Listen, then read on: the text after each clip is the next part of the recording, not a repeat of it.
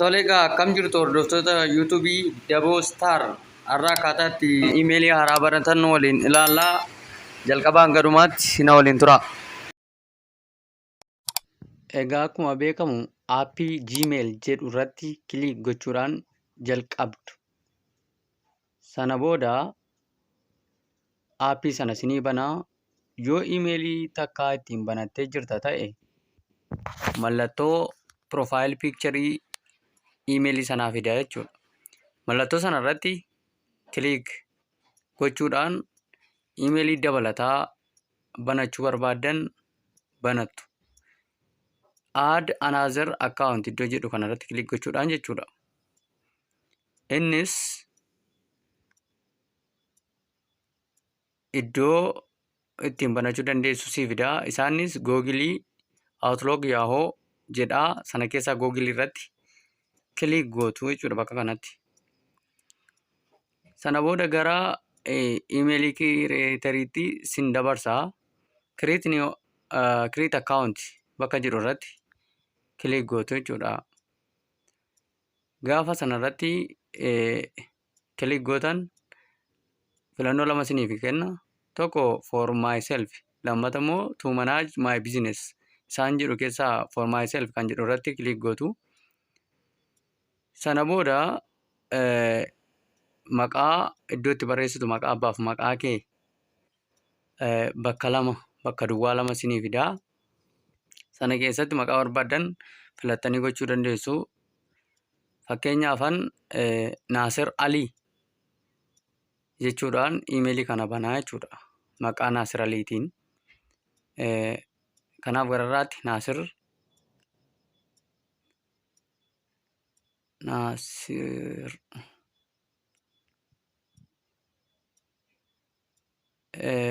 gajallaatti immoo Alii Naasir Alii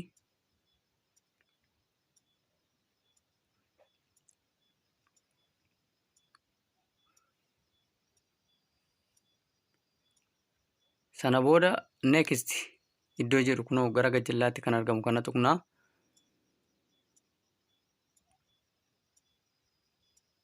Sana booda piroosesii irra jiraa obsumaan eegduu jechuudha.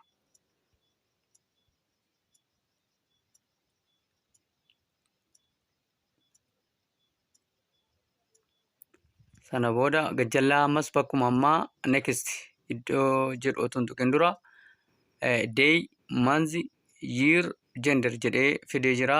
Sana keessa guyyaa dhaloota keessanii, ji'a keessa dhalattanii fi bara dhaloota keessanii akka kan warra Awurooppaatti utuu guuttatanii gaariidha jechuudha. Girgoriyaan kalaandariidhaan jechuudha. Kanaaf as keessaa January, February, March, April, May warra kana keessaa waan keessa dhalattan irra guuttu. Bara keessan immoo akka kaanii faranjootaatti utuu guuttanii baay'ee gaariidha. Sanumaan guutamas jechuudha. Sana fakkeenyaaf Naasiriin gaafa 2 ji'a Maarchii bara 1996 keessa dhalate jennu. Saalli isaa immoo dhiiraa, yoo durba ta'e immoo female, yoo dhiira ta'e male jechuudhaan guutuu jechuudha. Amma kana meeleedhaan guutaa. Sana booda gajjallaa harka mirgaatiin next iddoo jettu tuttu. Isa booda bifa kanaan Naasir Alii php@gmail.com jedhee fidee jira. Isa booda next jettu.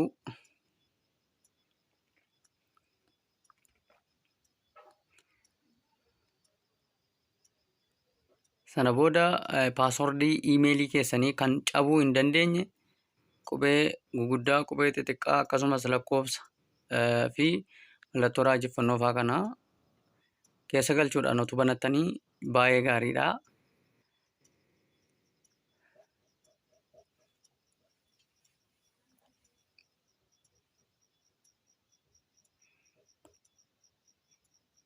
Piroosesii marra irraa obsumaan paaswordii ammaa itti naqaa jechuudha.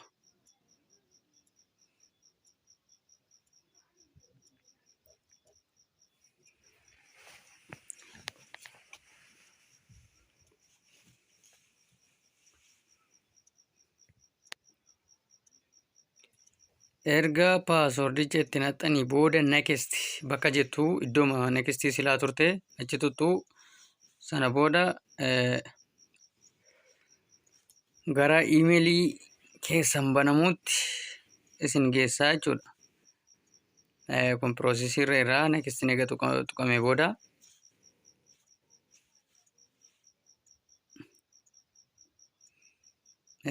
kunooti barreeffamoota kana fideera.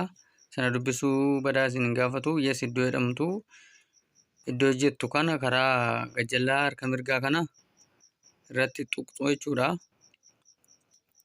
Gaafa sana irratti tuqxan iddoo taanutti isin dabarsaa. Kunooti iimeelni Naasiralii maqaan isaas iimeeliin isaas jalatti jira. Sana booda next jettu.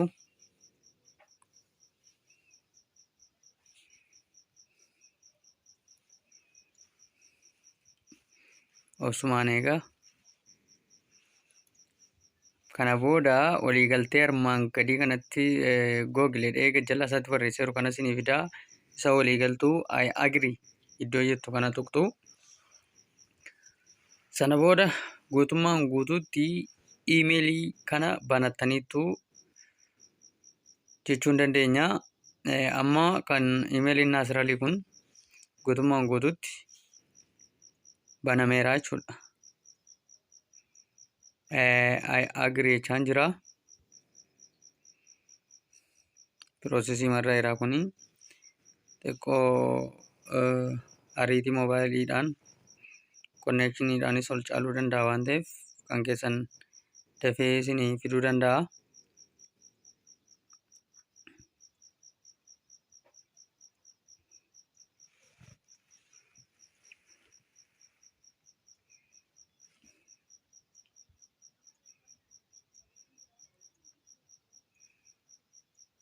Google Service edeelaa kunoo amma mallattoo inni gararraatti fideera kan Naasirii banamee jira jechuudha. Amma iimeelii Naasirii keessa jira.